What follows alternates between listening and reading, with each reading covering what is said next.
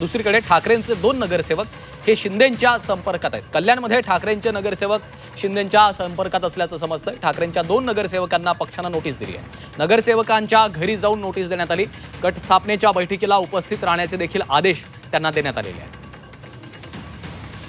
तर कल्याणमध्ये ठाकरेंचे नगरसेवक शिंदेंच्या संपर्कात असल्याचं बोललं जातंय। ठाकरेंच्या दोन नगरसेवकांना पक्षानं नोटीस देखील पाठवली आहे। नगरसेवकांच्या घरी जाऊन त्यांना नोटीस देण्यात आली। गट स्थापनेच्या बैठकीला उपस्थित राहण्याचेही आदेश देण्यात आले आहेत।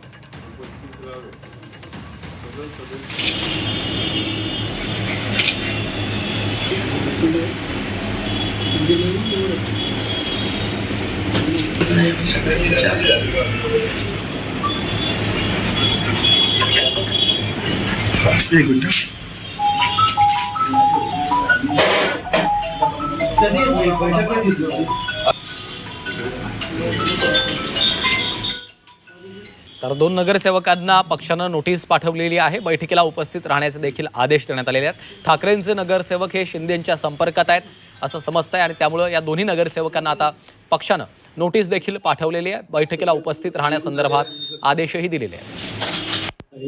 सगळ्या निवडून आलेल्या नगरसेवकांना काय नेमकं त्याच्यामध्ये लिहिलेलं आहे आणि काय सूचना आहे? कल्याण पूर्व विधानसभेमध्ये 4 नगरसेवक निवडून आलेले आहेत आणि 4 पैकी 2 नगरसेवक कीर्ती ढोणे व मधुर म्हात्रे यांना पक्षाच्या वतीने एक पत्र देण्यात आलेलं आहे की गटनेता व इतर संबंधित कारवाई करण्यासाठी आज संध्याकाळी 6 वाजता त्यांनी उपस्थित राहण्याबद्दल त्यांना सूचना देण्यात आलेली आहे आणि त्या सूचनेचं जर अंमलबजावणी झाली नाही तर पक्ष पुढील जे काही कारवाई असेल म्हणजे पक्षाची जी संविधान आहे त्यामार्फत पुढील कारवाई करण्यात येईल। आपल्या याचबरोबर काही अजून नगरसेवकांना देखील आपण सूचना दिलेल्या आहेत। किती नगरसेवकांना सूचना दिलेल्या आहेत आणि सध्या आपल्या संपर्कात किती नगरसेवक आहेत?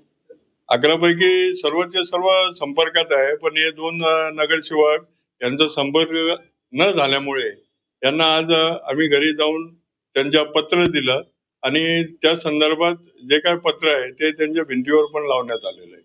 दुसरी गोष्ट पाहिली गेली तर हे आले नाही तर पक्षांतर्गत काय नेमकी कारवाई? कसं आहे, गट स्थापन करतेवेळी किंवा गट फोडण्याचा जो प्रयत्न विरोधी पक्ष करत असेल तर 2/3 ही फोडावं लागेल त्यांना आणि त्या संदर्भात जर हे आलेले नाहीत तर पक्ष पुढील कारवाई सक्षमपणे करेल।